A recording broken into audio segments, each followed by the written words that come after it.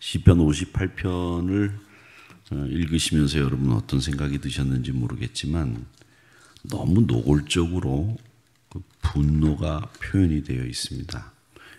하나님의 말씀이시니까 그래도 여기서 은혜를 받아야 된다고 생각할 수 있기는 하지만 내용이 어떻게 말해야 될지 모르겠습니다만은 성서적인 근본 바탕하고는 조금 거리가 있어 보이는 내용입니다. 오히려 그 예수 안 믿는 사람이 말하는 것처럼 들리는 말씀이에요. 그리고 이 내용을 이렇게 쭉 읽어보면 이거 참 내용이 그래요. 아무리 이게 원수라고 할지라도 그들의 독은 뱀의 독 같으며 그들은 귀를 막은 귀머거리 독사 같으니, 독사인데도 또 귀머거리 독사가 있는 모양이죠.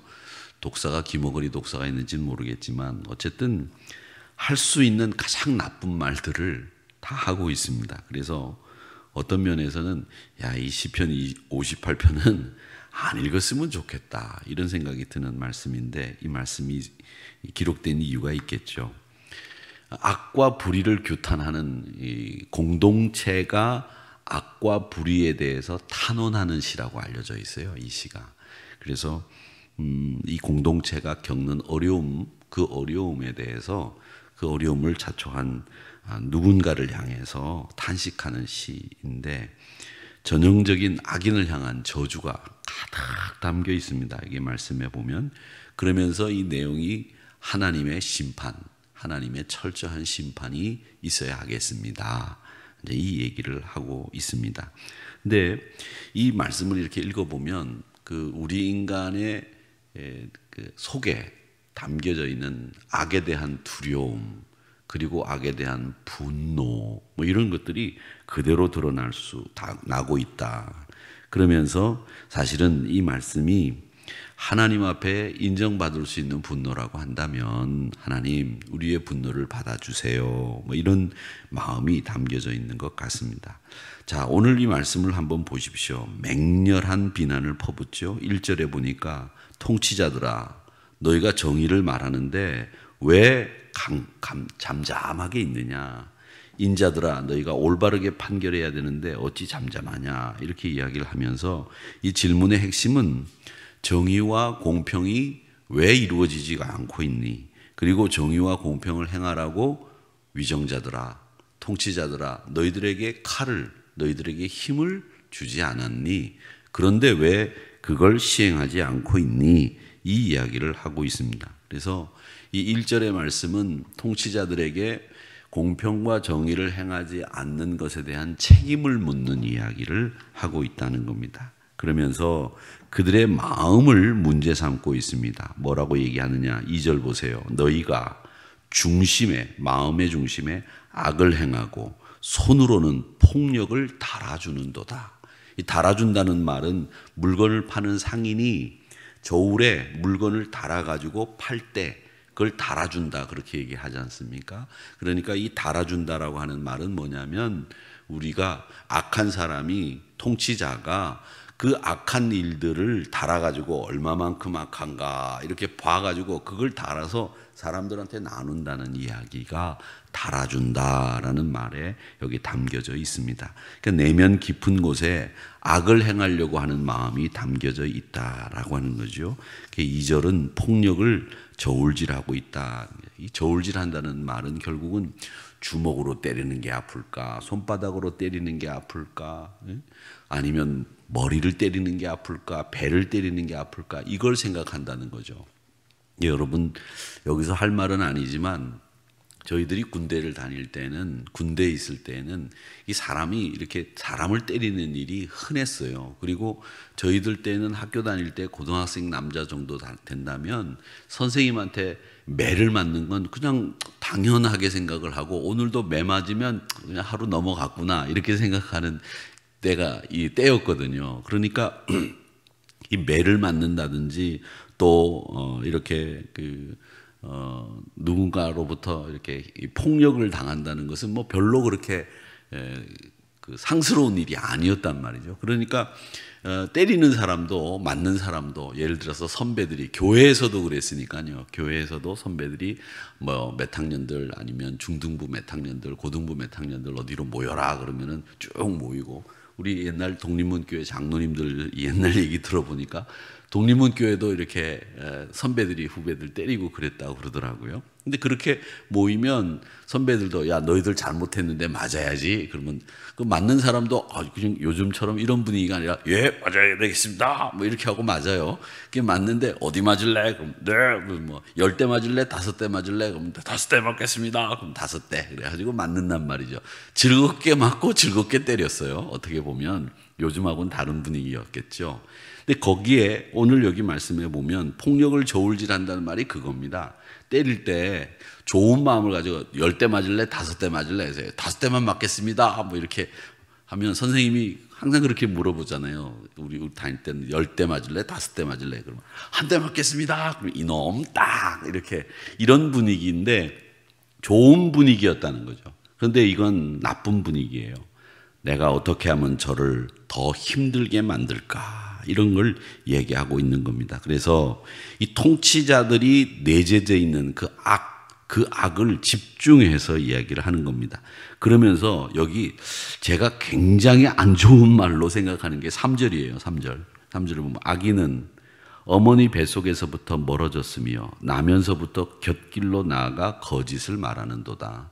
이 말씀을 한번 보십시오. 이게 얼마나 큰 저주인가.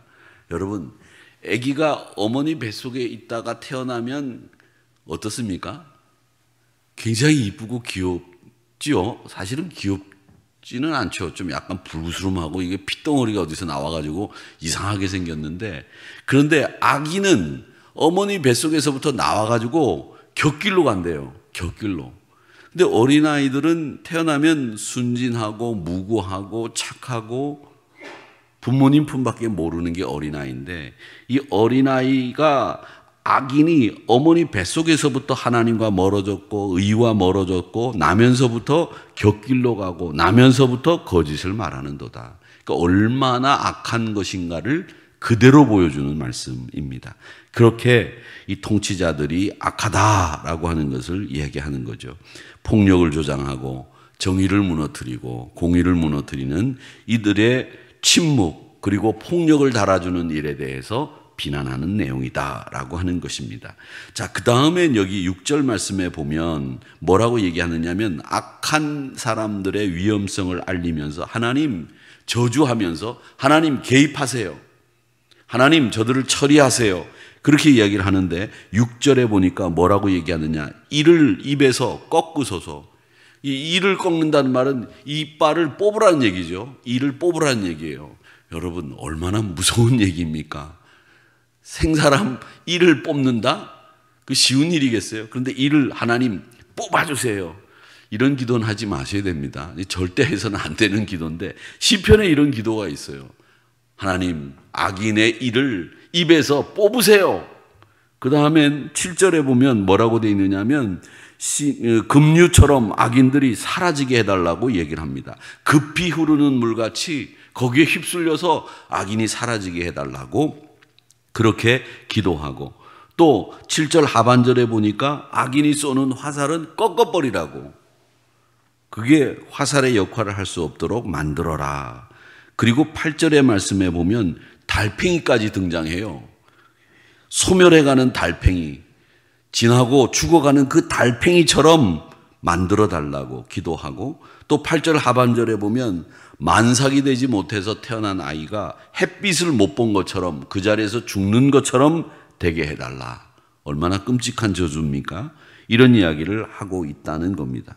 그러면서 9절까지 계속 이 저주가 진행이 되는데 가시나무 불이 가마를 뜨겁게 하기 전에 생나무가 됐든 불붙는 나무가 됐든 강한 바람에 휩쓸려서 날아가서 어디론가 사라져버리게 해달라고 그렇게 기도하고 있다는 겁니다. 이렇게 독사 같고 젊은 사자와도 같은 이 통치자들이 이렇게 이가 뽑히고 어떻게든 날아가 버리고 사라져 버리는 이런 일들이 있게 해달라고 말을 하고 있습니다.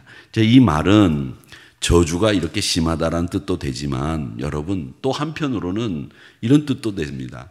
그가 가지고 있는 힘, 그가 가지고 있는 세력, 이런 것들이 부질없다는 거예요. 정말 부질없다. 아무리 그가 큰 세력을 갖고 있고 힘을 가지고 있다고 할지라도 시간이 지나면 그 힘과 권력이라고 하는 거 부질없이 다 날아가 버리는 거다. 그런데 그걸 가지고 악을 달아주고, 그걸 가지고 폭력을 써, 그걸 가지고 공평과 정의에 침묵하고 있어? 안 되는 일이다. 이렇게 이야기를 합니다. 그러면서 결정적으로 이 시편 58편에서 제일 무서운 말이 뭐냐면 10절의 하반절에 나오는 말씀이에요. 무슨 말이냐? 그의 발을 악인의 피에 씻으리로다. 여러분, 피를 가지고 사람의 몸을 씻을 정도면 피가 얼마나 많이 나왔겠습니까? 죽지 않으면 발을 씻을 정도의 물이 안 나와요. 피가 안 나옵니다. 그러니까 이 말은 악인의 피로 내 발을 씻을 정도로 악인은 완전히 사라지게 해달라고 그렇게 탄원하고 있다는 겁니다. 얼마나 악인의 횡포에 억울하게 당했으면 이렇게 피해를 당한 것을 보복하는 이야기를 하고 있느냐. 이건 시편 기자가 이런 이야기를 할 때에 사실은 저는 이런 생각을 합니다. 이건 하나님 앞에 보수해 주기를 탄원하는 내용이기는 하지만 이런 마음을 개인 한 사람이 가져서는 안 되는 마음이에요. 이게 아무리 악한 사람이라고 할지라도 사람이 사람을 향해서 이런 마음을 갖는다는 건 아니다. 그거보다 이 기도는 어떤 마음으로 가지고 다윗이 이 기도문을 만들었는지는 모르겠지만 다윗이 힘들었겠죠. 힘든 걸 우리가 잘 알고 있으니까. 그러나 이건 하나님의 보수하심, 하나님의 보복하심을 기대하고 지은 시지 이런 마음을 진짜 인간의 마음 속에 담아둔다면 이 사람도 악인이라고 저는 생각한단 말이죠.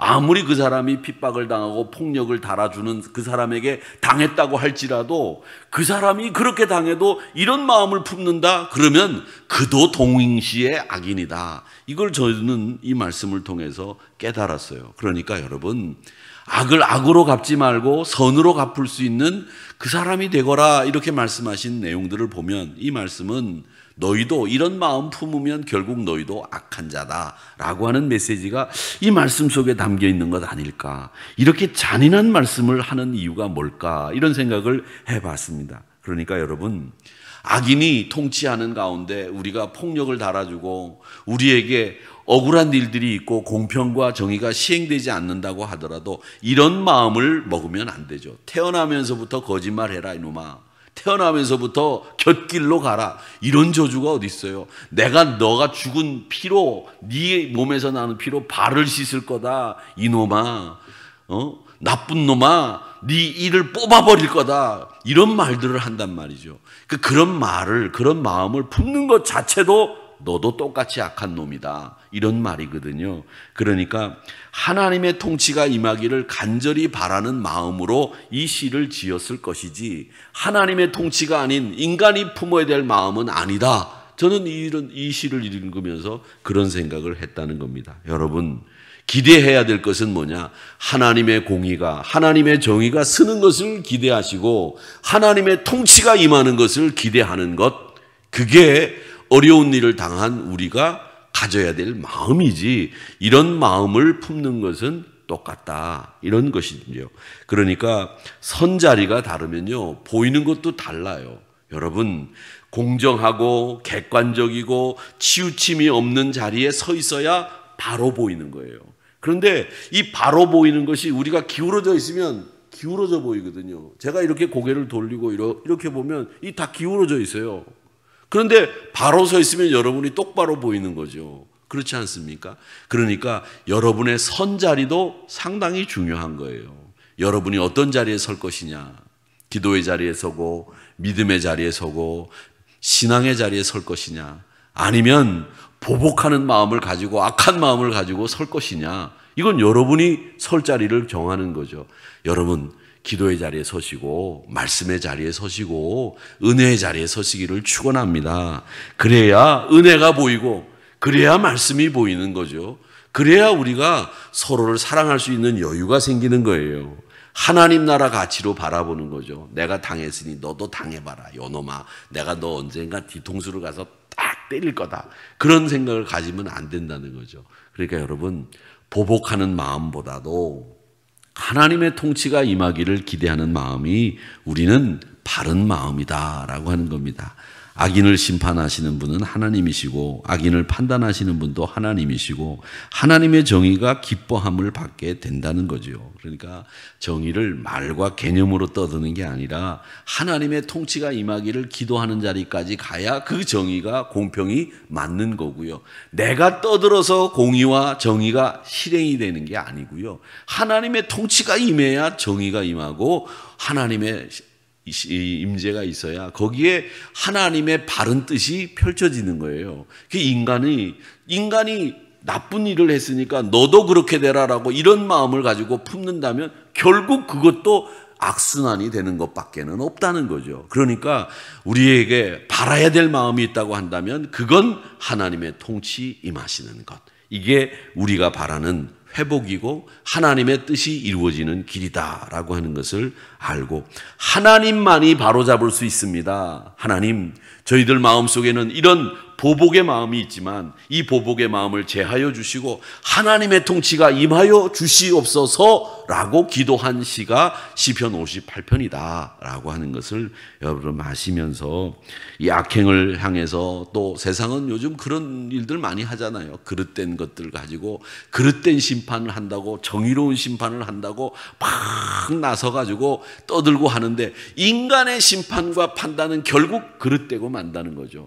하나님의 통치가 임해야 그 자리에 정의로운 심판이 이루어진다라고 하는 것을 우리가 이 말씀을 통해서 배우는 거예요. 이렇게 악한 생각을 품을 수 있는 게 인간이다라고 하는 거죠. 그 악한 생각이 아무리 공평과 정의를 시행하지 않는다고 그 악한 생각으로 대하는 것은 결국 그릇된 심판이 될 수밖에 없다. 정의로운 심판은 오직 한 길, 하나님의 통치가 하나님의 임재가 임하는 그 자리에 정의로운 심판이 이루어지게 된다라고 하는 것을 오늘 기억하시면서 오늘 이 말씀을 통해서 하나님 우리를 다스려 주세요. 하나님 우리에게 함께 해 주셔서 바른 길을 갈 수 있도록 만들어 주시고 바른 심판이 이루어질 수 있도록 만들어 주세요 라고 기도할 수 있는 여러분과 제가 되기를 주님의 이름으로 축원합니다.